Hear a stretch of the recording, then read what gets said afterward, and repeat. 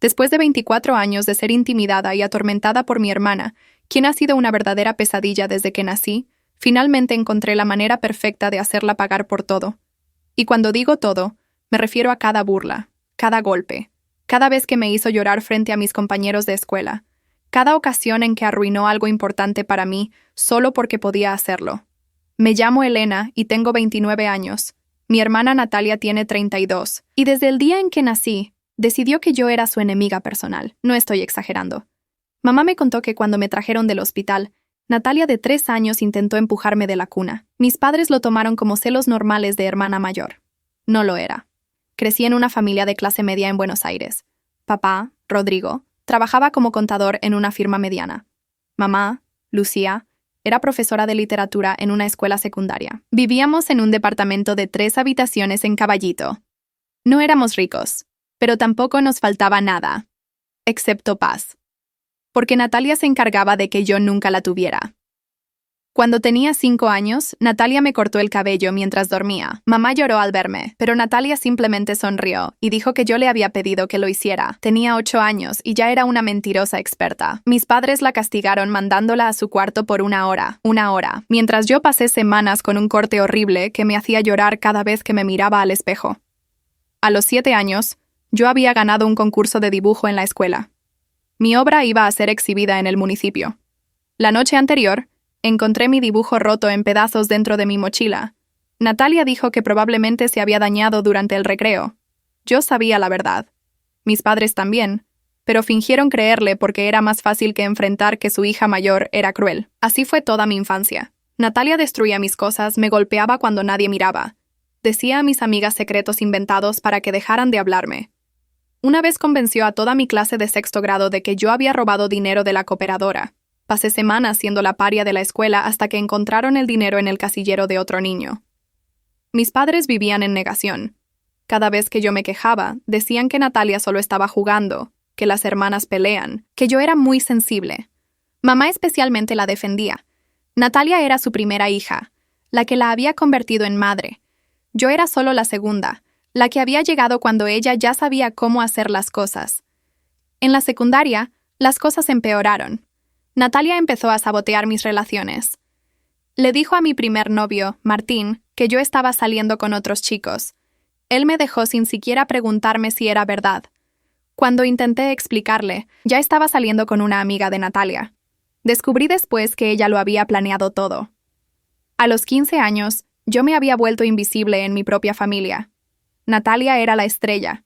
Estudiaba abogacía en la UBA. Tenía novio formal. Mis padres hablaban constantemente de lo orgullosos que estaban de ella.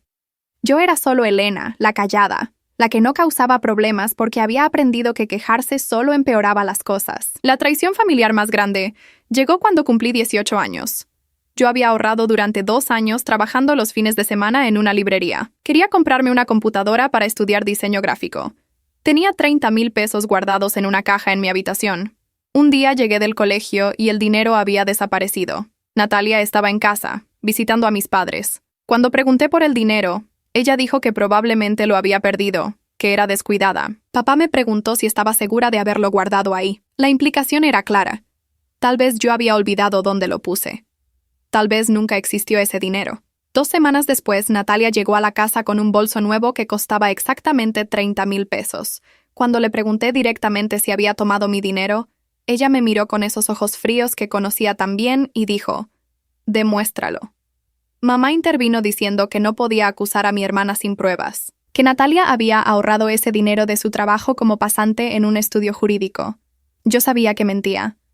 Natalia apenas trabajaba 20 horas a la semana y gastaba todo su sueldo en ropa y salidas, pero no había manera de probarlo. Así que me tragué la humillación. Como siempre. Me fui de casa a los 19 años para estudiar en la universidad. Conseguí una beca parcial y trabajé de mesera para pagar el resto. Mamá lloró cuando me fui, diciendo que estaba rompiendo la familia. Natalia solo sonrió, sabiendo que había ganado. Había logrado sacarme de la casa. Durante los siguientes años, mantuve contacto mínimo con mi familia.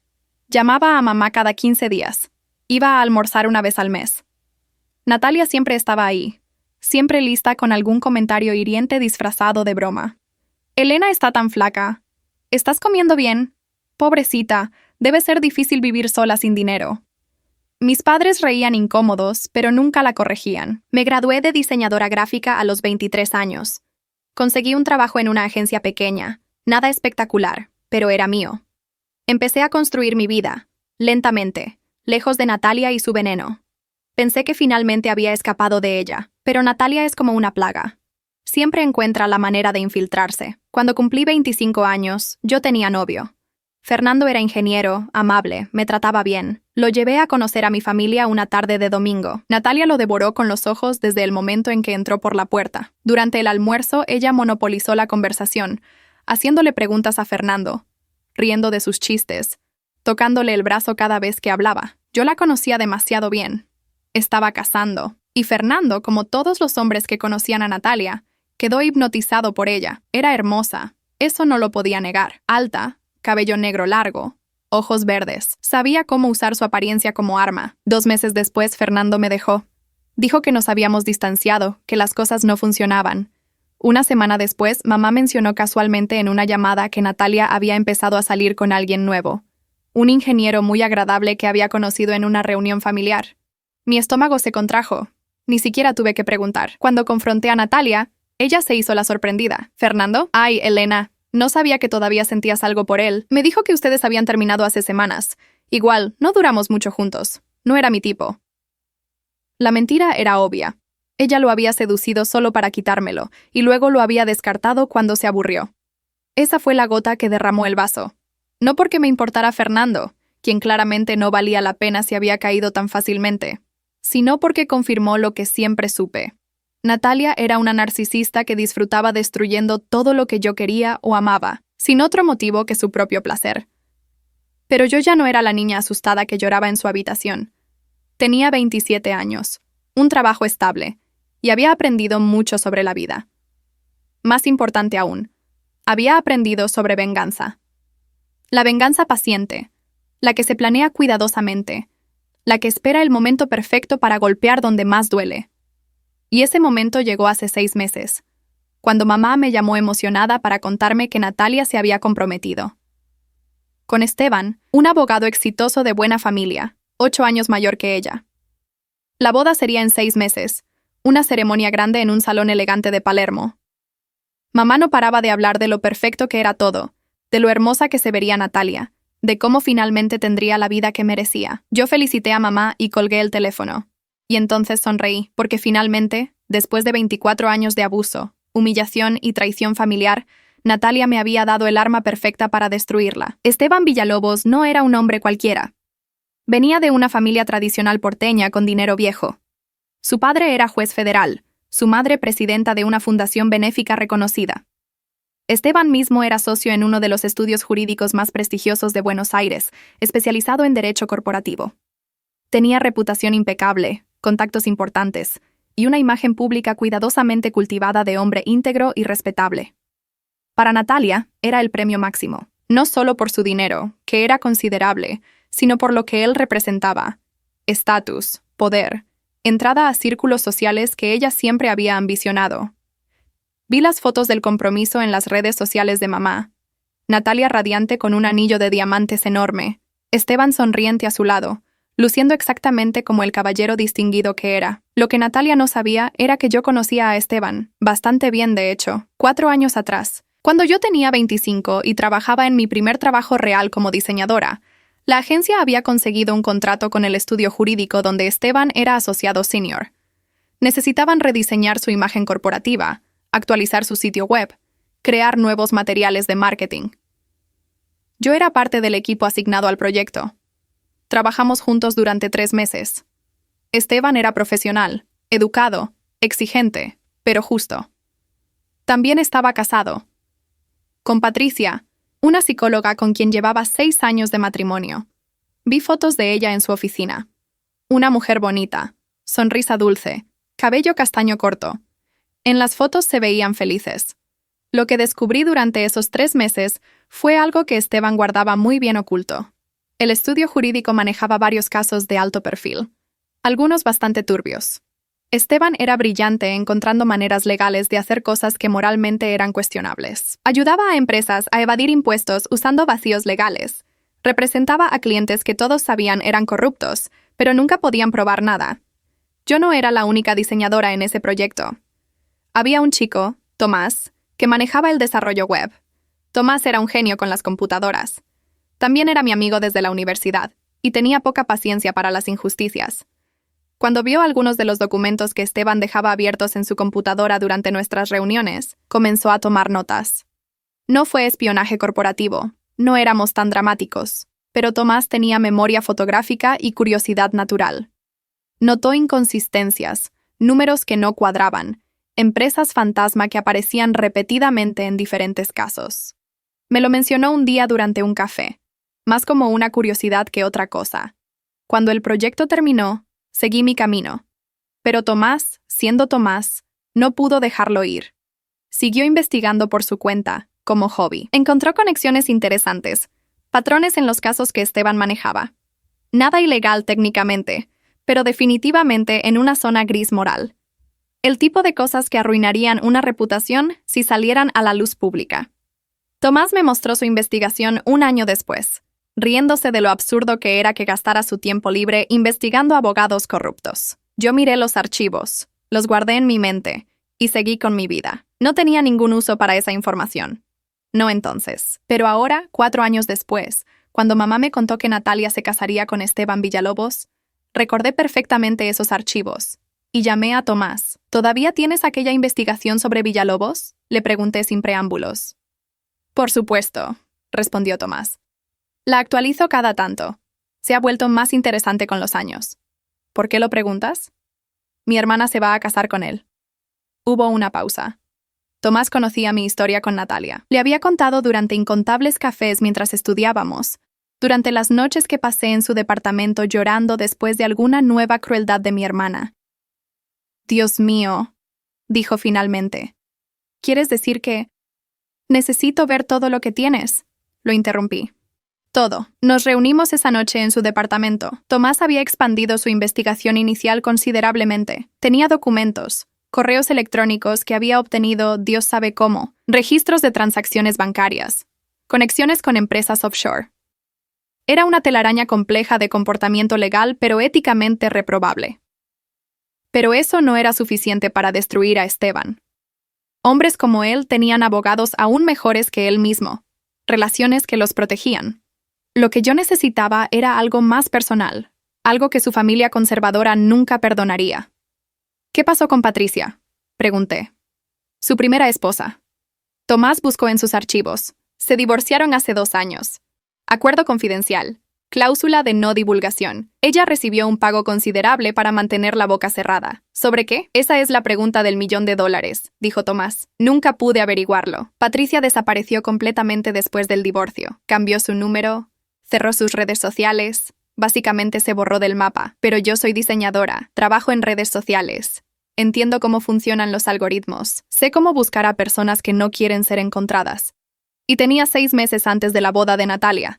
Tiempo suficiente. Me tomó 3 semanas encontrar a Patricia. No estaba usando su apellido de casada, sino su apellido de soltera. Se había mudado a Córdoba. Trabajaba como psicóloga en un centro comunitario. Tenía una nueva cuenta de Instagram, privada, bajo otro nombre. Pero había cometido el error de seguir a algunas de sus antiguas amigas de Buenos Aires, y yo seguí esa pista hasta encontrarla. Le mandé un mensaje directo. Simple, honesto. Soy Elena. Trabajé con tu ex esposo hace años. Mi hermana está a punto de cometer el mismo error que tú. ¿Podemos hablar? No esperaba respuesta. Patricia había firmado un acuerdo de confidencialidad. Probablemente tenía miedo de las repercusiones legales, pero 2 días después, mi teléfono sonó con un número desconocido de Córdoba. ¿Eres la diseñadora que trabajó en el proyecto corporativo?, preguntó una voz femenina sin presentarse. Sí. ¿Tu hermana realmente va a casarse con Esteban? En 5 meses y medio. Patricia suspiró profundamente. Ese hombre destruyó 6 años de mi vida. Me hizo sentir que estaba loca, me aisló de mi familia, me convenció de que yo era el problema en nuestro matrimonio, y cuando finalmente reuní el coraje para dejarlo, me amenazó con arruinar mi carrera profesional si hablaba de lo que realmente pasaba detrás de esa fachada perfecta. ¿Qué pasaba?, pregunté con el corazón acelerado. ¿Realmente quieres saberlo? Porque una vez que te lo cuente, no podrás ignorarlo. Necesito saberlo, respondí. Mi hermana me ha atormentado toda mi vida. Esta es mi única oportunidad de venganza real, de justicia. Hubo otra pausa larga. Luego Patricia dijo: «Ven a Córdoba. Esto no es algo que pueda contar por teléfono. Y trae un abogado si tienes uno. Vas a necesitar documentación legal de lo que voy a compartir contigo». Viajé a Córdoba ese fin de semana. Patricia vivía en un departamento pequeño en Nueva Córdoba, decorado de manera minimalista, como si hubiera querido borrar todo rastro de su vida anterior. Tenía 38 años, pero parecía mayor, con líneas de preocupación alrededor de sus ojos. Nos sentamos en su sala de estar, y ella me contó la verdad sobre Esteban Villalobos. Durante su matrimonio, Esteban había sido emocionalmente abusivo, no de manera obvia, sino sutil, sistemática. Criticaba su ropa, su peso, sus amistades. La convencía de que su familia la manipulaba, de que sus amigas estaban celosas de su éxito. Gradualmente, Patricia se había encontrado completamente aislada, dependiendo únicamente de Esteban para validación emocional. Pero eso no era lo peor.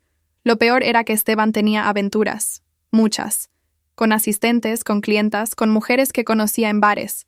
Siempre se aseguraba de dejar evidencia donde Patricia pudiera encontrarla: fotos en su teléfono, mensajes de texto, recibos de hoteles.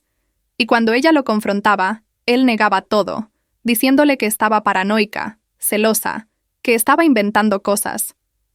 «Es una técnica de manipulación psicológica», explicó Patricia con voz monótona, como si estuviera describiendo un caso clínico en lugar de su propio trauma. «Se llama gaslighting. Te hace dudar de tu propia percepción de la realidad. Durante años pensé que estaba perdiendo la cordura. Finalmente, Patricia había contratado un investigador privado. Las fotos que él obtuvo eran irrefutables. Esteban con diferentes mujeres en hoteles, restaurantes, incluso en su propia casa cuando Patricia estaba supuestamente en conferencias fuera de la ciudad. Había docenas de aventuras documentadas durante su matrimonio de 6 años. Cuando Patricia le presentó las pruebas y pidió el divorcio, Esteban cambió de táctica. De repente se volvió amenazante. Le dijo que tenía contactos en el sistema judicial, que podía hacer que perdiera su licencia como psicóloga, que esparciría rumores sobre ella en su círculo profesional. Patricia tenía 2 opciones: aceptar un acuerdo confidencial con una suma generosa de dinero, o enfrentarse a una batalla legal que la destruiría profesional y financieramente. Ella tomó el dinero y huyó a Córdoba, donde nadie conocía su historia.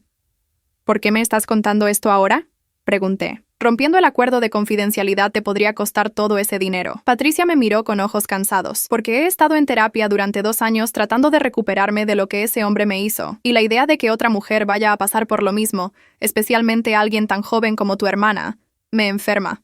No importa lo cruel que ella haya sido contigo, nadie merece a Esteban Villalobos. Pasé todo el fin de semana con Patricia. Ella me mostró todo: el informe del investigador privado, las fotos, los mensajes de texto que había guardado secretamente antes del divorcio, documentación médica de su tratamiento psicológico posterior. Me dio copias de todo, violando completamente su acuerdo de confidencialidad. «Haz lo que necesites hacer», me dijo cuando me fui, «pero ten cuidado. Esteban es peligroso.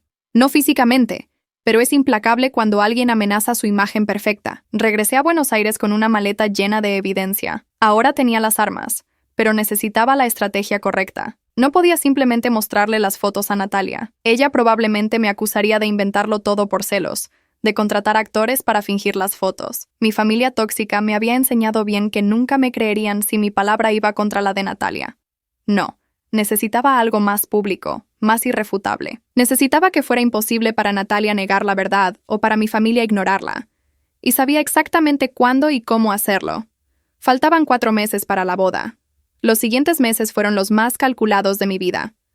Mientras Natalia publicaba fotos de su vestido de novia, de las pruebas de catering, de sus despedidas de soltera, yo trabajaba silenciosamente en mi plan. Era como diseñar una campaña publicitaria, excepto que el producto era la verdad, y el objetivo era la destrucción total de la imagen perfecta que mi hermana había construido. Primero, necesitaba asegurarme de que toda la información que Patricia me había dado era verificable e imposible de desmentir. Contraté a un abogado. No uno importante que conociera a la familia de Esteban, sino uno joven y hambriento que trabajaba en un estudio pequeño. Le expliqué la situación sin entrar en detalles personales sobre mi venganza. Para él, yo era simplemente una mujer preocupada por una amiga que estaba a punto de casarse con un hombre problemático. El abogado, Julián, Revisó toda la documentación. Esto es sólido, me dijo después de una semana. El investigador privado que Patricia contrató tiene licencia válida. Las fotos tienen metadata auténtica con fechas y ubicaciones. Los mensajes de texto pueden ser verificados con las compañías telefónicas. Y el hecho de que ella firmó un acuerdo de confidencialidad en realidad refuerza la autenticidad de todo esto. La gente no paga silencio si no hay nada que ocultar. ¿Hay alguna manera de que Esteban pueda desmentirlo?, pregunté. Podría intentarlo, pero sería difícil, especialmente con tantas mujeres diferentes en las fotos, a menos que argumente que todas fueron manipuladas digitalmente, lo cual sería absurdo. Y si intentara demandar por difamación, tendría que probar que la información es falsa, lo que expondría aún más su comportamiento. Perfecto. Ahora necesitaba el momento y el método correctos. Natalia había contratado a una wedding planner cara, Laura Santini, conocida por organizar bodas de la alta sociedad porteña. Yo seguía las publicaciones de Laura en Instagram, donde documentaba cada detalle del proceso de planificación de Natalia. La boda sería en el Palacio Sanssouci, un lugar elegante y costoso en Palermo. 200 invitados, incluyendo jueces, políticos, empresarios importantes. La crema y nata de Buenos Aires. La ceremonia sería a las 7 de la tarde, seguida de una recepción con cena, baile y barra libre hasta la medianoche. Habría fotógrafos profesionales, un videógrafo, cobertura en revistas de sociales. Todo documentado, todo perfecto, todo público. 2 meses antes de la boda, mamá me llamó para preguntarme si asistiría. Natalia aparentemente había insistido en invitarme, queriendo demostrar a su nuevo círculo social que tenía una familia unida y amorosa. La ironía casi me hizo reír en voz alta. Por supuesto que iré, le dije a mamá. No me perdería la boda de mi hermana por nada del mundo. Mamá sonaba aliviada. Me alegra tanto que digas eso, mi amor. Sé que tú y Natalia han tenido sus diferencias, pero ella realmente te quiere. Esto será un nuevo comienzo para toda la familia. Sus palabras me dolieron más de lo que esperaba. Mamá realmente creía eso, que Natalia me quería, que nuestros problemas eran simplemente diferencias normales entre hermanas. La negación familiar era tan profunda que había reescrito completamente la historia de nuestra relación. Un mes antes de la boda, asistí a la despedida de soltera de Natalia. No porque quisiera, sino porque necesitaba mantener las apariencias. Fue en un restaurante elegante en San Telmo. 30 mujeres bebiendo champán y celebrando la supuesta felicidad de mi hermana. Natalia estaba radiante, luciendo un vestido blanco ajustado y una tiara ridícula que decía «novia». Sus amigas la adoraban, o al menos fingían hacerlo. Reconocí el patrón. Natalia siempre se rodeaba de mujeres que ella pudiera controlar, que la admiraran sin cuestionarla, que aceptaran su narcisismo como liderazgo carismático. Durante la fiesta, Natalia se acercó a mí, copa de champaña en mano. «Elena, qué lindo que vinieras», dijo con esa sonrisa falsa que conocía tan bien. «Sé que probablemente estés celosa, pero trata de ser feliz por mí, ¿sí? Algún día encontrarás a alguien también. Aunque no alguien como Esteban, obvio, pero alguien apropiado para ti». El insulto estaba disfrazado como preocupación fraternal, como siempre. Sus amigas nos observaban, esperando mi reacción. Sonreí dulcemente. «Estoy muy feliz por ti, Natalia. Esteban es exactamente el tipo de hombre que mereces». Ella no captó el doble sentido. Nunca lo hacía. Su ego era demasiado grande para considerar que alguien pudiera estar siendo sarcástico con ella. 2 semanas antes de la boda, sucedió algo que no había anticipado. Papá me invitó a almorzar. Solo nosotros dos. Era inusual.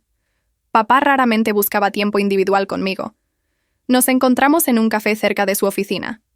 «Elena», comenzó incómodamente, revolviendo su café sin beberlo. «Quiero hablar contigo sobre Natalia y sobre cómo han sido las cosas entre ustedes dos». Mi corazón se aceleró. ¿Acaso papá finalmente había reconocido la verdad? Después de todos estos años, sé que Natalia puede ser difícil a veces, continuó, y que quizás no siempre te hemos defendido como deberíamos. Tu madre y yo hemos estado hablando, y queremos que sepas que estamos orgullosos de ti, de cómo has construido tu vida, de tu independencia. Esperé. Pero eso fue todo. No hubo disculpa real. No hubo reconocimiento del abuso sistemático que había sufrido durante 24 años.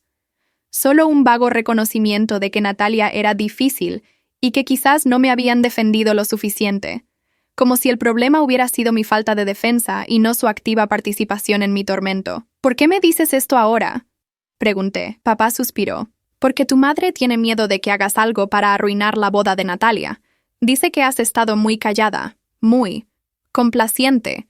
Y eso no es típico de ti en situaciones familiares importantes. Ahí estaba la verdad. No era un gesto de reconciliación o arrepentimiento. Era una advertencia preventiva. Mantente en línea, Elena. No causes problemas. Deja que Natalia tenga su día perfecto, como siempre ha tenido todo lo que quiere. No voy a arruinar nada, dije honestamente. Solo voy a asistir a la boda y ver a mi hermana casarse. Eso es todo. Técnicamente no mentí. No iba a arruinar nada. La verdad lo haría. Una semana antes de la boda, hice mi movimiento preparatorio. Contraté a un servicio de mensajería privado, no uno que pudiera rastrearse hasta mí. Les di paquetes sellados, cada uno conteniendo copias de la documentación de Patricia, fotos, mensajes, el informe del investigador privado, todo organizado cronológicamente con fechas y evidencia clara. Los paquetes fueron enviados a 5 personas específicas: el padre de Esteban, el juez federal, su madre, la presidenta de la Fundación Benéfica, su socio principal en el estudio jurídico, el editor de sociales del periódico La Nación, y finalmente, a Patricia misma, con una nota agradeciéndole por su valentía y prometiéndole que su historia no sería en vano. Los paquetes estaban programados para ser entregados el día de la boda, a las 6 de la tarde, 1 hora antes de la ceremonia, el tiempo suficiente para que todos los revisaran, pero no suficiente para cancelar o posponer el evento. Los invitados ya estarían llegando, los proveedores ya estarían instalados, los fotógrafos ya estarían preparando sus equipos, pero eso era solo el primer acto. El segundo requería mi presencia física y perfecta sincronización. La mañana de la boda, me desperté temprano y me preparé con cuidado. Elegí un vestido azul marino, elegante pero no llamativo. Me maquillé suavemente.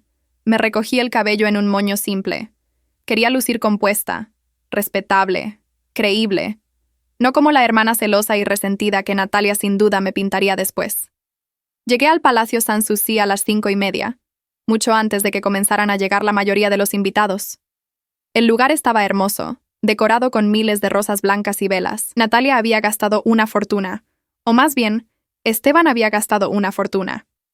Todo era perfecto, desde los manteles de seda hasta el cuarteto de cuerdas ensayando en una esquina. Encontré a mamá supervisando los arreglos florales, estresada pero emocionada. «Elena, llegaste temprano», dijo, sorprendida. «¿Todo bien?» «Todo perfecto», respondí. «Solo quería ver si necesitabas ayuda con algo». Mamá me miró con sospecha momentánea, pero luego se ablandó. «Qué dulce, mi amor. La verdad es que Laura tiene todo bajo control, pero puedes ir a ver a Natalia si quieres. Está en el salón de novia con sus damas de honor». Subí las escaleras hacia el salón donde Natalia se preparaba. Podía escuchar risas y música saliendo de la habitación. Toqué la puerta suavemente. Una de sus damas de honor abrió. «Oh, eres la hermana», dijo, mirándome de arriba abajo. «Natalia está vistiéndose. Espera aquí». Me quedé en el pasillo, escuchando las voces femeninas dentro, los chillidos de emoción mientras Natalia se probaba su vestido. Revisé mi teléfono. 6:10. Los paquetes estaban siendo entregados en este momento. 6 en punto. La puerta del salón se abrió y Natalia salió, envuelta en su vestido de novia. Era espectacular, debo admitirlo. Un diseño custom de encaje blanco que había costado miles de dólares. Se veía como una princesa de cuento de hadas, la princesa narcisista que siempre había creído ser. «Elena», dijo al verme, su expresión cambiando a algo parecido a sorpresa genuina. «No sabía que habías llegado. No me lo perdería». Repetí las mismas palabras que le había dicho a mamá. Natalia me estudió por un momento, buscando sarcasmo o veneno en mi expresión, pero mantuve mi cara neutral, casi amable. Finalmente, ella sonrió. «Bueno, me alegra que estés aquí. Sé que hemos tenido nuestros problemas, pero eres mi hermana, y hoy es el día más importante de mi vida. Lo sé», dije suavemente, «y quiero que sea perfecto para ti». Mentiras, todo mentiras, pero necesarias. 6:15. Abajo, los invitados comenzaban a llegar. Podía escuchar el murmullo de conversaciones, el sonido del cuarteto de cuerdas tocando música clásica. Mamá apareció en las escaleras, luciendo hermosa en su vestido de madrina color champán. «Natalia, mi amor, es hora. Los invitados están tomando sus lugares». Natalia tomó una respiración profunda, ajustó su velo y comenzó a descender las escaleras con sus damas de honor siguiéndola. Yo me quedé atrás, observando. Abajo, papá esperaba para caminarla por el pasillo, luciendo orgulloso en su smoking. 6:30. La ceremonia estaba programada para comenzar en media hora. Miré discretamente mi teléfono. Había un mensaje de Julián, mi abogado, paquetes entregados, todos confirmados. Me permití una pequeña sonrisa. En el salón principal, los invitados se acomodaban en las sillas blancas decoradas con listones de seda. Reconocí muchas caras: jueces, abogados importantes, empresarios que había visto en las noticias. La familia de Esteban ocupaba las primeras filas del lado del novio. Su madre lucía elegante pero tensa. Su padre revisaba su teléfono con el ceño fruncido. Habían recibido sus paquetes. Esteban estaba al frente, junto al oficiante, luciendo impecable en su smoking hecho a medida. Se veía confiado, sonriente, como el novio perfecto esperando a su novia perfecta. No tenía idea de la bomba que estaba a punto de explotar su vida cuidadosamente construida. 6:45. Los organizadores comenzaron a hacer señas para que todos tomaran sus lugares. La música cambió al tradicional preludio nupcial. Era el momento. El cuarteto de cuerdas comenzó a tocar la marcha nupcial. Los invitados se pusieron de pie, girando hacia la entrada donde Natalia aparecería de un momento a otro. Yo estaba sentada en la tercera fila del lado de la familia, posición perfecta para ver todo sin ser el centro de atención. Entonces sucedió. La madre de Esteban se levantó abruptamente de su asiento en la primera fila. Su cara había pasado de tensa a completamente pálida. Susurró algo urgente a su esposo, el juez Villalobos, quien también había dejado de mirar hacia la entrada y estaba mirando fijamente su teléfono con expresión de horror creciente. La madre de Esteban caminó rápidamente hacia su hijo. Los invitados murmuraban confundidos. La música seguía sonando. Ella le dijo algo al oído a Esteban, quien inicialmente intentó mantener su sonrisa, pero luego su expresión cambió drásticamente. Sacó su propio teléfono del bolsillo interno de su smoking. La música se detuvo abruptamente cuando el director del cuarteto notó la conmoción al frente. El silencio que siguió fue ensordecedor. Esteban leyó algo en su teléfono y su cara pasó de confusión a pánico absoluto. Miró hacia sus padres, quienes ahora estaban de pie junto a él, y luego hacia el oficiante, quien parecía completamente perdido sobre qué hacer. Las puertas principales se abrieron. Natalia apareció del brazo de papá, su vestido espectacular, su sonrisa radiante. Dio 2 pasos dentro del salón antes de darse cuenta de que algo estaba terriblemente mal. Todos los invitados estaban de pie, pero no mirándola a ella. Miraban hacia el altar donde Esteban había desaparecido. ¿Qué está pasando? La voz de Natalia resonó en el silencio, su sonrisa desvaneciéndose. ¿Dónde está Esteban? La madre de Esteban se giró hacia Natalia, y por primera vez desde que había entrado al salón, habló en voz alta para que todos escucharan. La boda no puede continuar. Mi hijo necesita hablar con su abogado inmediatamente. El murmullo entre los invitados se convirtió en un rugido de conversaciones confundidas. Natalia soltó el brazo de papá y caminó rápidamente por el pasillo hacia el altar, su vestido ondeando detrás de ella. ¿De qué estás hablando?, demandó. La ceremonia está por comenzar. ¿Dónde está Esteban? Como si hubiera sido convocado por su nombre, Esteban reapareció de una puerta lateral, seguido por su padre. Ambos lucían como si hubieran visto un fantasma. Esteban se acercó a Natalia, tomándola del brazo e intentando llevarla a un lugar privado. Natalia, necesitamos hablar. Ahora, en privado. Pero Natalia se zafó de su agarre. No, lo que sea que tengas que decir, dilo aquí, frente a todos, frente a mí. Era el momento que había estado esperando. Me puse de pie lentamente, sacando de mi cartera un sobre manila. Caminé por el pasillo lateral, mis tacones resonando en el silencio tenso. Todos los ojos se giraron hacia mí. Natalia, dije con voz clara y calmada, creo que esto te ayudará a entender lo que está pasando. Le extendí el sobre. Ella me miró con odio puro, pero lo tomó. Dentro estaban copias de las mismas fotos, mensajes y documentos que había enviado a la familia de Esteban. ¿Qué es esto?, preguntó, pero su voz había perdido convicción. Sus manos temblaban mientras abría el sobre. La vi sacar las primeras fotos. Esteban con una mujer morena en un hotel.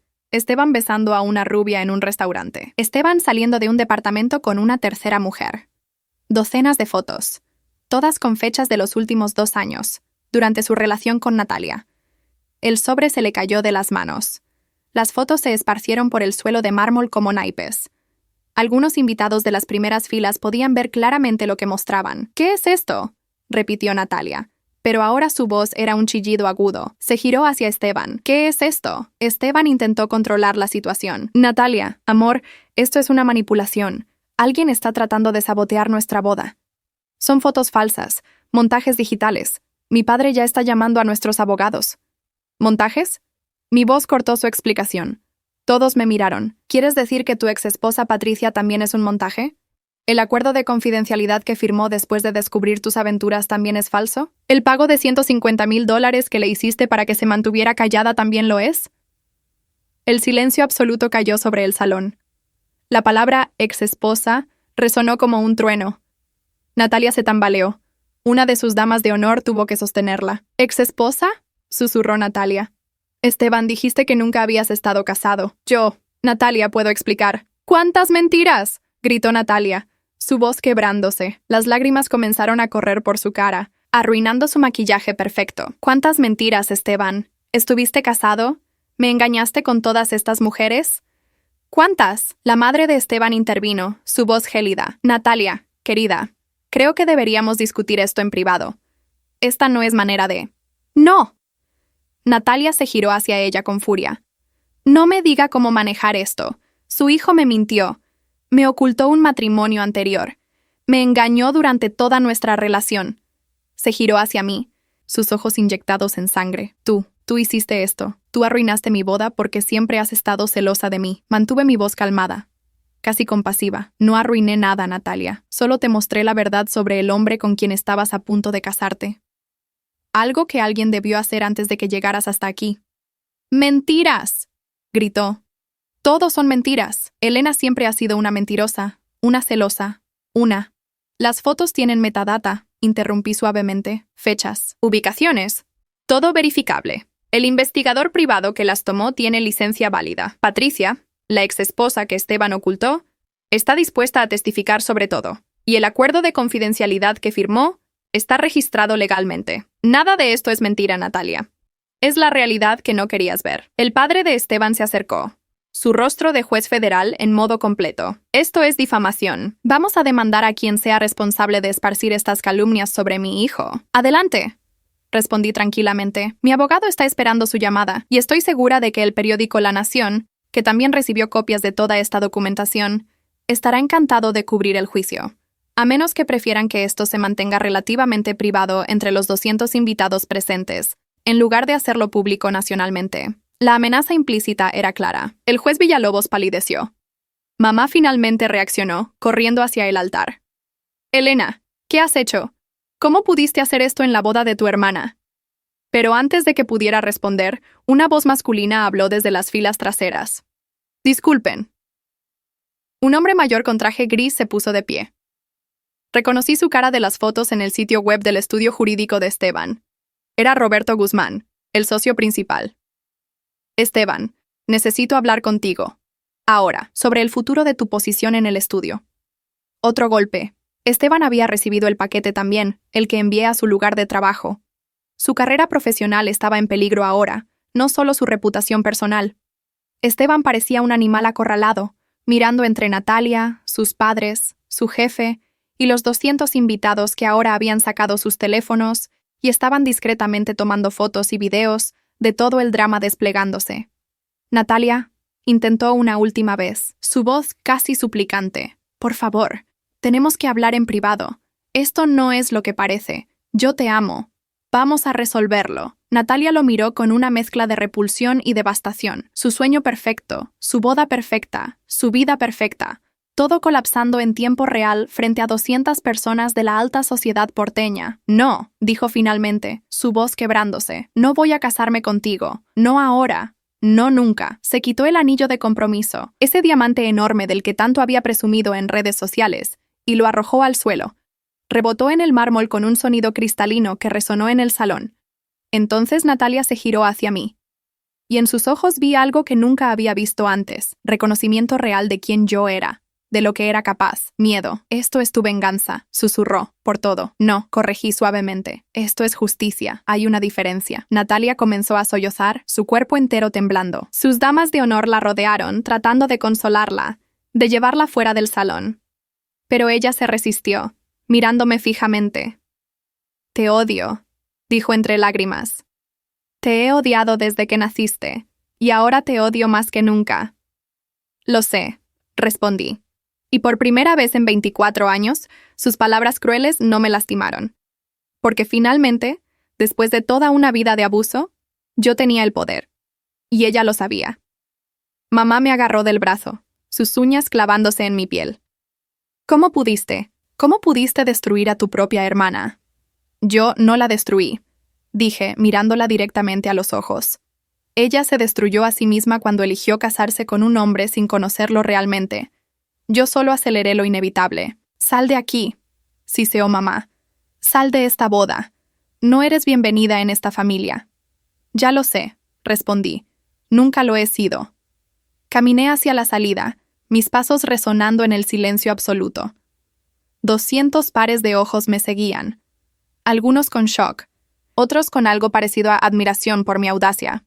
Los teléfonos seguían grabando. Para mañana, esto estaría en todos los blogs de chismes de Buenos Aires. Cuando llegué a las puertas principales, me giré una última vez. Natalia estaba en el suelo, su vestido de miles de dólares esparcido alrededor de ella como pétalos marchitos, sollozando mientras sus amigas intentaban consolarla. Esteban había desaparecido con sus padres y su jefe, probablemente para hacer control de daños. Mamá y papá estaban con Natalia, tratando de calmarla. Nadie me miró. Nadie me llamó para detenerme. Era exactamente como había vivido los últimos 24 años. Invisible para ellos, excepto cuando me necesitaban como chivo expiatorio para sus problemas. Salí al aire frío de la noche porteña, dejando atrás el caos que había creado. Mi teléfono comenzó a sonar inmediatamente. Números que no reconocía, probablemente periodistas que ya habían recibido las filtraciones que envié. Apagué el teléfono. Tomé un taxi a casa, me quité el vestido azul marino, me lavé el maquillaje, y entonces me serví una copa de vino y me senté en mi balcón, mirando las luces de la ciudad. Después de 24 años, finalmente había logrado lo que nunca pensé posible: hacer que Natalia sintiera una fracción del dolor y humillación que me había causado durante toda mi vida, y se sentía exactamente como había imaginado. Se sentía como justicia. La tormenta mediática comenzó a la mañana siguiente. Me desperté con 200 notificaciones en mi teléfono. Había apagado las redes sociales la noche anterior, pero mis amigos me habían enviado capturas de pantalla. Escándalo en boda de alta sociedad.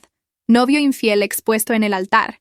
Hermana revela secretos devastadores en plena ceremonia. Los blogs de chismes tenían fotos de Natalia llorando en su vestido de novia, de Esteban siendo escoltado fuera del Palacio Sanssouci por su padre, de invitados saliendo apresuradamente. Alguien había filtrado el video completo del momento en que le entregué el sobre a Natalia. Se había vuelto viral. Los comentarios estaban divididos.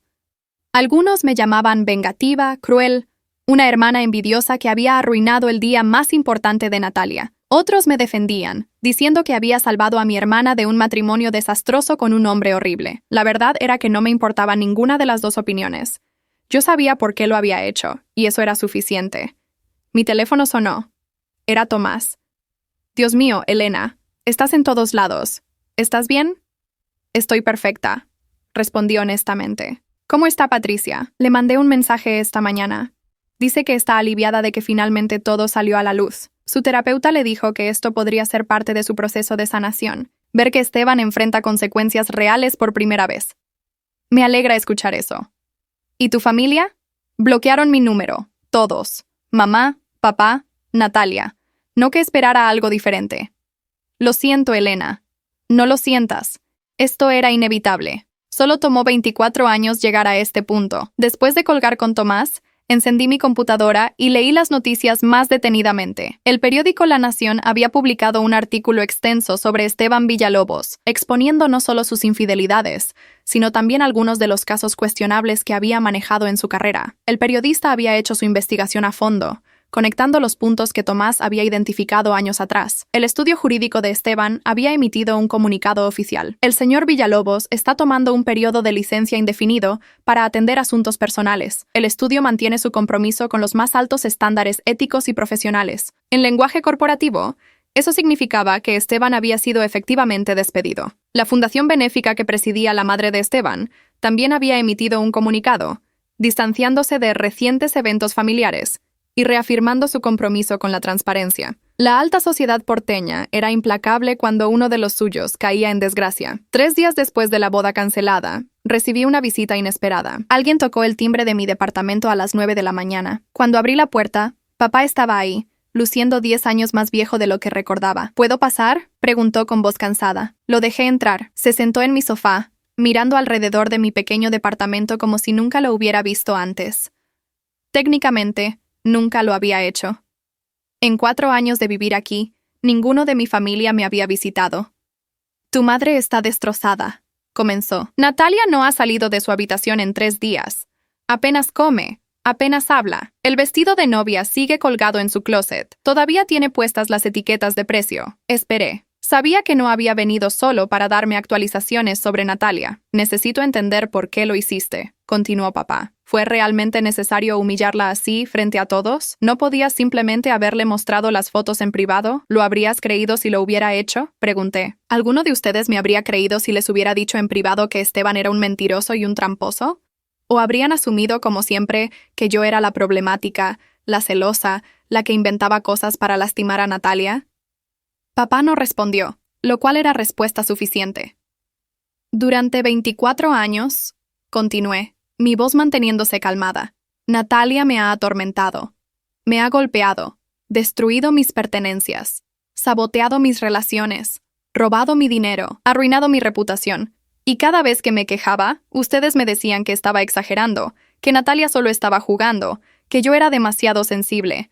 ¿En serio crees que una conversación privada habría cambiado algo? Ella es tu hermana. No, corregí firmemente. Ella es la narcisista que comparte mi sangre. Hay una diferencia. Papá se frotó la cara con las manos. Tu madre quiere que vengas a casa, que te disculpes con Natalia. Me reí. No pude evitarlo. ¿Disculparme? ¿Por qué exactamente? ¿Por salvarla de casarse con un hombre que la habría engañado durante todo su matrimonio?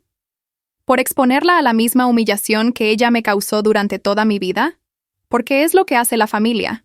Se perdonan. Siguen adelante. No, dije con finalidad. Eso es lo que hace la familia tóxica. Barren todo bajo la alfombra. Pretenden que el abuso nunca sucedió y esperan que la víctima perdone, sin que el abusador siquiera reconozca el daño causado. Yo ya no juego ese juego. Papá se puso de pie, luciendo derrotado. Entonces supongo que esto es un adiós. No es un adiós, respondí. Es un hasta nunca, a menos que ustedes estén dispuestos a reconocer la verdad sobre cómo me trataron durante toda mi vida. Y ambos sabemos que eso nunca va a suceder. Se fue sin decir nada más. Cerré la puerta detrás de él y sentí una oleada de alivio. La ruptura final con mi familia había llegado, y no dolía como pensé que dolería. Dolía, sí, pero era un dolor limpio, como cuando te quitas una venda de una herida infectada. La siguiente semana trajo más revelaciones.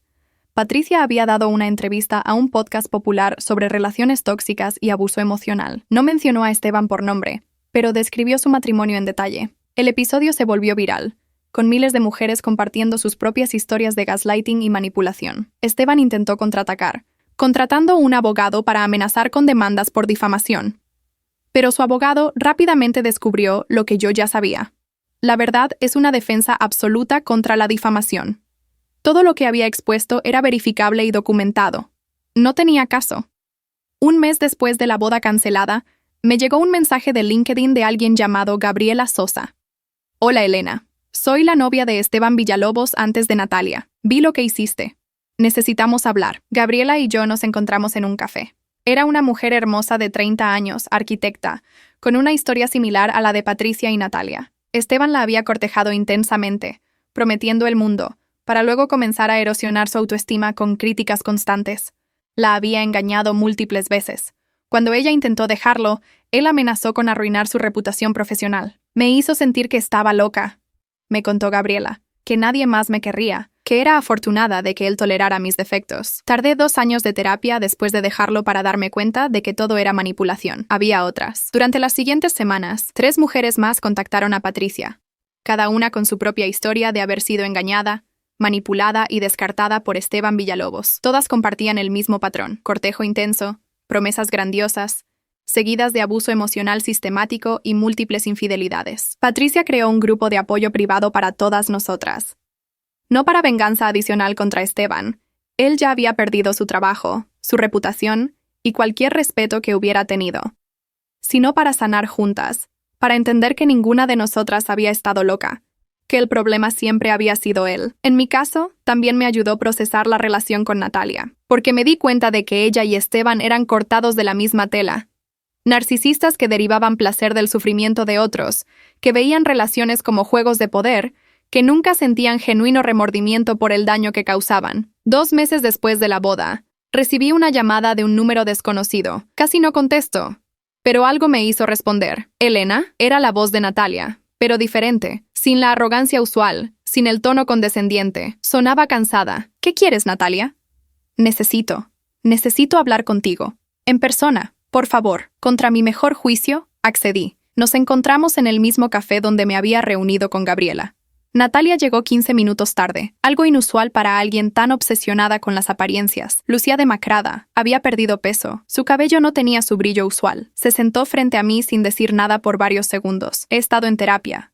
Finalmente dijo. Mamá me obligó. Pensó que me ayudaría con la crisis de la boda cancelada. Hizo comillas con los dedos en la palabra crisis, pero la terapeuta comenzó a hacer preguntas sobre mi vida, mi infancia, mis relaciones, y empecé a darme cuenta de cosas. ¿Qué cosas? Pregunté con escepticismo. Que soy una persona horrible, lo dijo directamente, sin dramatismo, que he tratado a las personas, especialmente a ti, de maneras imperdonables, que he sido una hermana terrible, abusiva, cruel. La terapeuta dice que exhibo rasgos narcisistas significativos. No dije nada. No sabía si esto era otra manipulación o si Natalia realmente estaba teniendo un momento de autorreflexión genuina. No espero que me perdones, continuó. Ni siquiera estoy segura de merecer perdón. Pero necesitaba decirte que finalmente entiendo lo que me hiciste. No arruinaste mi boda por celos o venganza. Me salvaste de convertirme en Patricia, de desperdiciar años de mi vida con un hombre que me habría destruido lentamente. Eso no era porque lo hice, dije honestamente. Lo hice porque quería que sintieras el mismo dolor que me causaste durante 24 años. Natalia asintió lentamente. Lo sé, y me lo merecía. Dios, me lo merecía tanto. Se quedó en silencio por un momento, jugando con una servilleta. Esteban me contactó la semana pasada. Quería intentarlo de nuevo. Dijo que podíamos superar esto, que todos merecen una segunda oportunidad. ¿Y? Le dije que se fuera al infierno. Una pequeña sonrisa apareció en su cara. Por primera vez en mi vida, vi a un hombre por lo que realmente era, no por lo que yo quería que fuera, y eso fue gracias a ti. No sabía cómo sentirme al respecto. Parte de mí quería creer que Natalia genuinamente había cambiado, pero otra parte, la parte que había sido quemada demasiadas veces, se mantenía cautelosa. Me alegra que estés en terapia, dije finalmente. Espero que te ayude a convertirte en una mejor persona, pero no voy a pretender que una conversación borra 24 años de abuso. No lo espero, respondió Natalia. Solo quería que supieras que finalmente entiendo. Y que lo siento. Genuinamente lo siento por todo. Se levantó para irse, pero se detuvo. Una cosa más. Mamá y papá siguen furiosos contigo. Dicen que eres una traidora, que destruiste a la familia. Pero yo les dije que estaban equivocados, que tú fuiste la única que tuvo el coraje de decir la verdad cuando todos los demás preferían vivir en la mentira. ¿Cómo tomaron eso? Mamá lloró. Papá se fue de la habitación. No creo que estén listos para enfrentar su papel en todo esto. Quizás nunca lo estén. Natalia se fue y yo me quedé en el café, procesando la conversación. No sabía si su disculpa era genuina o si era otra manipulación elaborada. Pero por primera vez no me importaba realmente. Mi vida ya no giraba alrededor de Natalia y su aprobación. 3 meses después de la boda cancelada, las cosas en mi vida habían cambiado significativamente. Había conseguido un trabajo mejor en una agencia de diseño más grande, con un salario significativamente más alto. Me había mudado a un departamento más espacioso en Palermo. Había comenzado a salir con alguien, un desarrollador web que conocí a través de Tomás. Se llamaba Sebastián, era amable, honesto, y lo más importante, no tenía conexión alguna con mi familia tóxica. Una tarde, mientras trabajaba en mi nuevo departamento, recibí un email de la madre de Esteban. El subject decía, gratitud inesperada. Estimada Elena, comenzaba el email. Sé que esto puede parecer extraño viniendo de mí, especialmente después de los eventos de hace 3 meses, pero necesitaba escribirte para agradecerte. Como madre, mi primer instinto fue defender a mi hijo, pero después de que la verdad salió a la luz, no pude seguir negando lo que era obvio. Esteban tiene problemas serios que necesita enfrentar. Problemas que ni su padre ni yo quisimos ver durante años. Gracias a ti, mi hijo está finalmente en tratamiento psicológico serio. Ha perdido su trabajo, sí, pero ha ganado algo más valioso, la oportunidad de cambiar antes de arruinar más vidas, incluida la propia. Le salvaste a tu hermana de años de miseria, y quizás De una manera extraña, también salvaste a mi hijo de sí mismo. Sé que mi familia te trató injustamente en la recepción. Te ofrecimos solo juicio cuando merecías gratitud. Por eso te escribo esto, para que sepas que al menos una persona de aquella noche reconoce lo que realmente hiciste. Con respeto, Mercedes Villalobos. Leí el email 3 veces. Era validación de un lugar completamente inesperado. No la necesitaba, pero fue reconfortante de todos modos. Compartí el email con el grupo de apoyo que Patricia había creado. Todas las mujeres que habían sido dañadas por Esteban estaban en diferentes etapas de sanación, pero todas compartían algo en común: gratitud de que finalmente alguien había expuesto la verdad. 6 meses después de la boda que nunca fue, mi vida era irreconocible comparada con lo que había sido un año atrás. Sebastián y yo nos habíamos mudado juntos. Mi carrera florecía. Había desarrollado amistades profundas y significativas con personas que me valoraban por quién era, no por cómo podía servirles. No había hablado con mamá ni con papá desde aquella visita de papá a mi departamento. Natalia ocasionalmente me mandaba mensajes, actualizándome sobre su progreso en terapia, compartiendo insights sobre su comportamiento pasado. Nunca respondía inmediatamente, manteniendo distancia saludable. No sabía si nuestra relación podría alguna vez repararse, pero al menos ahora había honestidad entre nosotras. Una noche, Sebastián y yo estábamos cocinando juntos en nuestra cocina cuando mi teléfono sonó. Era un número que no reconocía. ¿Elena Herrera?, preguntó una voz femenina cuando contesté. Sí. Mi nombre es Lorena. Soy reportera para un documental sobre abuso narcisista en familias. Hemos estado investigando tu historia y la de tu hermana con su permiso. Nos gustaría entrevistarte. Me reí. ¿Un documental? Tu historia resonó con miles de personas que vivieron situaciones similares. Personas que fueron el chivo expiatorio de su familia, que sufrieron abuso de hermanos mientras sus padres lo ignoraban o minimizaban. Queremos dar voz a esas experiencias. Miré a Sebastián, quien estaba observando mi expresión con curiosidad. Pensé en todos los años de silencio, de tragarme el dolor, de pretender que el abuso no era real porque nadie más lo reconocía. Está bien, dije finalmente. Cuéntenme más sobre este documental. El documental Voces Silenciadas, Abuso Familiar y Narcisismo se estrenó 8 meses después de la boda cancelada de Natalia. Yo era una de 5 personas entrevistadas, cada una con su propia historia de haber crecido como el chivo expiatorio en una familia tóxica. Mi segmento incluía entrevistas no solo conmigo, sino también con Patricia, Gabriela y, sorprendentemente, con Natalia. Ella había accedido a participar, queriendo reconocer públicamente su comportamiento pasado y el daño que había causado. Fue impactante verla en pantalla, admitiendo sin rodeos que había sido una abusadora, que había torturado sistemáticamente a su hermana menor durante 24 años. Crecí en un ambiente donde me dijeron que era especial, explicaba Natalia en su entrevista, que merecía todo, y que Elena debía conformarse con menos. Mis padres nunca corrigieron mi comportamiento cruel. De hecho, lo recompensaban dándome atención cuando lastimaba a Elena. Aprendí que destruir a mi hermana me hacía sentir poderosa. La terapeuta que aparecía en el documental explicaba el fenómeno del hijo dorado versus el chivo expiatorio en familias con dinámicas narcisistas. Cómo los padres a menudo asignan estos roles a sus hijos desde temprana edad, perpetuando ciclos de abuso que pueden durar décadas. El documental también cubría la historia de Esteban, usando su caso como ejemplo de cómo los narcisistas buscan parejas que puedan controlar y manipular. Patricia habló en detalle sobre su experiencia, finalmente libre de su acuerdo de confidencialidad, después de que Esteban intentara y fallara en demandarla. La respuesta al documental fue masiva. Miles de personas compartieron sus propias historias en redes sociales, usando el hashtag que surgió orgánicamente. Yo también fui el chivo expiatorio. El término familia tóxica se volvió parte de conversaciones mainstream en Argentina. Mi inbox se llenó de mensajes de personas agradeciéndome por hablar públicamente, diciendo que mi historia les había dado el coraje para establecer límites con sus propias familias abusivas, para buscar terapia, para reconocer que no estaban locas, que el abuso que experimentaron era real. Pero el mensaje más significativo vino de alguien completamente inesperado. Era de mamá. Elena, vi el documental. Lo vi 3 veces. Y cada vez entendí más lo que te hicimos. Lo que permitimos que Natalia te hiciera. Lo que yo activamente contribuí al favorecerla sobre ti durante todos esos años. No tengo excusa. No tengo justificación. Solo tengo vergüenza profunda de la madre que fui. Tu padre y yo hemos comenzado terapia de parejas. Nuestro terapeuta sugirió que también veamos el documental y hablemos sobre nuestros roles en la dinámica familiar. Fue devastador ver nuestro comportamiento analizado clínicamente. Ver a nuestra hija menor explicar años de dolor que nosotros causamos o permitimos. No espero perdón. No lo merezco. Pero quiero que sepas que finalmente veo la verdad. Y lo siento. Con cada fibra de mi ser, lo siento. Leí el mensaje varias veces. Parte de mí quería responder inmediatamente. Aceptar la disculpa.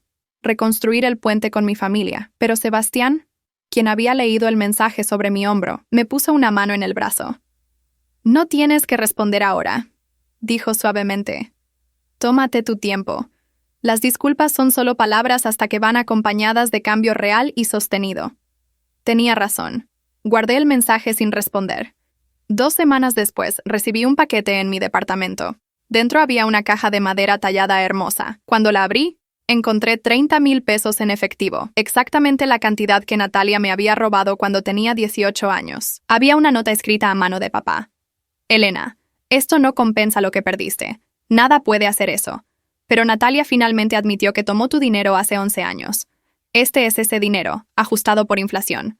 También incluye interés. No es suficiente, lo sé. Pero es un comienzo. La justicia que había buscado durante tanto tiempo finalmente llegaba, pero se sentía extraña. Diferente de como la había imaginado. No sentí triunfo o satisfacción. Solo una tristeza tranquila por todos los años perdidos. Por la familia que podríamos haber sido si hubiéramos elegido honestidad sobre negación. 3 meses después del estreno del documental, Natalia me invitó a tomar café. Nos habíamos estado mensajeando esporádicamente, pero no nos habíamos visto en persona desde aquel primer encuentro meses atrás. Esta vez, cuando llegó al café, lucía diferente. No solo físicamente, aunque había ganado peso saludable y su cabello brillaba de nuevo, era su energía. La arrogancia, la crueldad casual que siempre irradiaba, había desaparecido. He estado trabajando en esto en terapia. Comenzó sin preámbulos, sacando un cuaderno de su bolsa.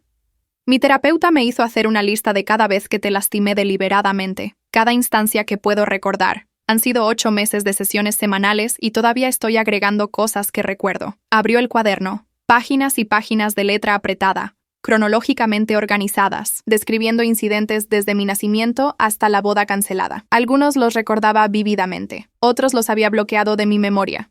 Ver todo documentado así era sobrecogedor. Esto suma 843 incidentes específicos de abuso emocional, físico o financiero, continuó Natalia, su voz quebrándose. 843 veces que deliberadamente te lastimé porque podía hacerlo. Porque me hacía sentir poderosa.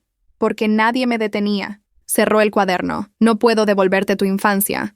No puedo deshacer el daño psicológico que causé. Pero quiero que sepas que finalmente lo veo todo. Y que estoy haciendo el trabajo para asegurarme de que nunca trate a otra persona así de nuevo. ¿Por qué me estás mostrando esto? Pregunté. Porque necesitas saber que tu dolor era real. Que no estabas exagerando, que no eras sensible, que 843 veces yo elegí lastimarte, y tú sobreviviste a todas ellas. Por primera vez desde que éramos niñas, Natalia comenzó a llorar frente a mí. No lágrimas manipulativas como las que había usado tantas veces para conseguir lo que quería. Lágrimas genuinas de vergüenza y remordimiento. No sé si alguna vez podré compensarte, dijo entre sollozos, pero voy a pasar el resto de mi vida intentándolo. Miré a mi hermana. Realmente la miré, quizás por primera vez. Vi no a la villana de mi historia, sino a una persona profundamente dañada que finalmente estaba enfrentando las consecuencias de sus acciones. Alguien que había sido criada para ser un monstruo y ahora estaba luchando para convertirse en humana. Te creo, dije finalmente. Creo que estás cambiando. Pero Natalia, necesitas entender algo. Perdón no significa que volvemos a ser como antes. No significa que somos hermanas cercanas de repente. Significa que acepto tu disculpa y te deseo bien en tu camino de sanación. Pero mi vida está aquí ahora. Señalé alrededor del café, simbolizando mi nuevo mundo. Con personas que me han tratado con respeto desde el principio. Y no voy a arriesgar eso, incluso por la posibilidad de tener una relación con mi familia biológica. Natalia asintió. Lo entiendo y lo respeto. Solo.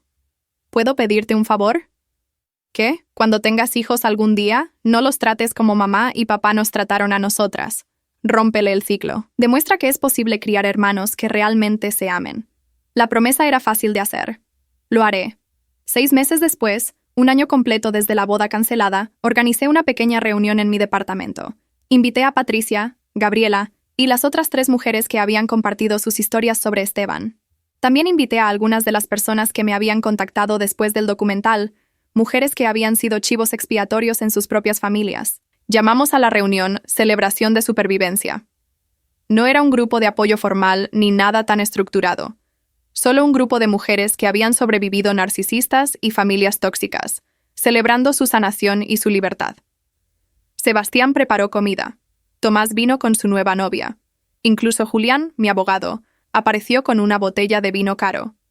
Todos brindamos por la justicia, por la verdad, por el coraje de poner límites. Durante la noche, Gabriela me llevó aparte. ¿Sabes qué pasó con Esteban?, preguntó. La última vez que supe algo, seguía desempleado y viviendo con sus padres. No exactamente. Gabriela sonrió misteriosamente. Mi prima trabaja en recursos humanos. Esteban aplicó a varias firmas legales en los últimos meses. Todas lo rechazaron. Al parecer, hacer una búsqueda en Google de su nombre trae nuestro documental como primer resultado. Ninguna firma respetable lo tocará. La información me dio una satisfacción tranquila. No era que yo quisiera ver a Esteban sufrir eternamente, pero saber que finalmente enfrentaba consecuencias reales por sus acciones, que su reputación cuidadosamente cultivada había sido destruida permanentemente, se sentía como justicia apropiada. Patricia se unió a nuestra conversación. Escuché que está tratando de reinventarse, dijo, aplicando a trabajos en pueblos pequeños donde nadie conoce su historia, pero incluso allá, la gente hace búsquedas en Internet. Bueno, dije, levantando mi copa, que les sirva de lección a otros narcisistas. La era digital no perdona. La verdad siempre sale a la luz eventualmente. Brindamos por eso. Esa noche, después de que todos se fueran, Sebastián y yo nos sentamos en nuestro balcón, mirando las luces de Buenos Aires. Él me abrazó desde atrás, besando mi cuello suavemente. ¿Feliz?, preguntó. Consideré la pregunta honestamente. Había perdido a mi familia biológica, o al menos la versión idealizada de ellos que siempre había esperado tener. Había expuesto públicamente mi trauma más profundo. Había destruido la boda de mi hermana y la carrera de su prometido, pero también había ganado algo invaluable. Libertad. Libertad del abuso constante, de la traición familiar, de vivir bajo la sombra de la narcisista que alguna vez me controló. Había construido una nueva familia elegida, con personas que me valoraban genuinamente. Había encontrado mi voz y había usado esa voz para ayudar a otros. Sí, respondí finalmente. Soy feliz. Genuinamente, completamente feliz. Y era verdad. 2 años después de la boda cancelada, Natalia vino a visitarme nuevamente. Esta vez trajo noticias. Se había comprometido con alguien nuevo, un profesor de secundaria llamado Mateo, que había conocido en su grupo de terapia. Era amable, paciente, no impresionado por su belleza o estatus. No quiero una boda grande, me dijo. De hecho, estamos pensando en solo ir al registro civil con algunos amigos cercanos. Nada extravagante. Me alegra escuchar eso. Quería preguntarte si querrías estar ahí, no como dama de honor o nada dramático, solo como invitada, como familia. Miré a mi hermana. 2 años de terapia intensiva la habían cambiado genuinamente.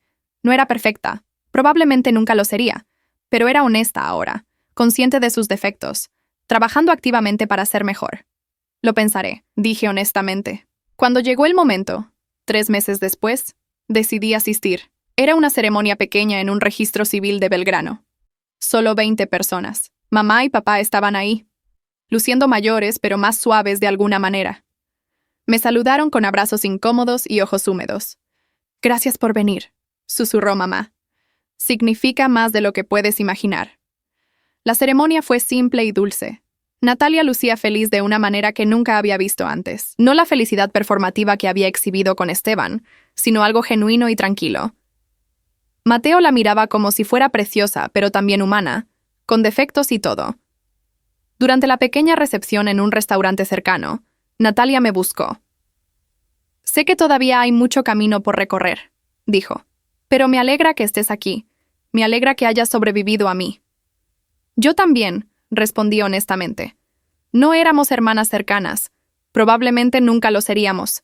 El daño había sido demasiado profundo, demasiado sistemático, pero había algo nuevo entre nosotras, respeto mutuo y honestidad brutal. Ella reconocía el monstruo que había sido. Yo reconocía su esfuerzo por cambiar, y ambas aceptábamos que el pasado no podía ser borrado, solo reconocido y aprendido. 5 años después de la boda que arruiné, Sebastián y yo nos casamos. Fue una ceremonia pequeña en una bodega de Mendoza, rodeados de nuestros amigos más cercanos. Patricia vino, ahora felizmente comprometida con una mujer maravillosa que había conocido en su trabajo. Gabriela estaba ahí con su esposo. Tomás fue el padrino de Sebastián. Natalia y Mateo también asistieron, sentados discretamente en las filas de atrás. No era mi dama de honor, no dio un discurso, no intentó hacer el momento sobre ella, solo estuvo presente, respetando mi día de la manera que nunca había respetado nada mío antes. Mamá y papá vinieron también. Nuestra relación se había reconstruido lentamente durante esos 5 años. No era perfecta, nunca lo sería, pero había honestidad ahora. Habían reconocido su papel en crear un ambiente familiar tóxico. Habían hecho el trabajo de terapia. Y más importante, habían aprendido a verme como una persona completa, no solo como la hija que existía para servir a Natalia. Durante mi primer baile con Sebastián, miré alrededor del pequeño salón lleno de personas que genuinamente me amaban, personas que me habían elegido y que yo había elegido. Mi familia real, construida sobre respeto y cariño mutuo en lugar de obligación sanguínea. Pensé en la Elena de 5 años atrás, parada afuera del Palacio Sanssouci después de destruir la boda de su hermana, asustada, sola, sin saber si había hecho lo correcto. Me gustaría poder decirle a esa Elena lo que sé ahora, que a veces destruir algo tóxico es necesario para construir algo saludable, que la venganza y la justicia no son lo mismo, pero a veces se superponen, que sobrevivir al abuso de una familia narcisista no es solo posible, sino que puede llevarte a una vida más auténtica y rica de lo que nunca imaginaste. La canción terminó. Sebastián me besó suavemente. Nuestros invitados aplaudieron, y en ese momento, rodeada de amor genuino y respeto ganado duramente, entendí algo fundamental. No había arruinado la boda de mi hermana 5 años atrás. Había salvado mi propia vida, y eso hacía toda la diferencia.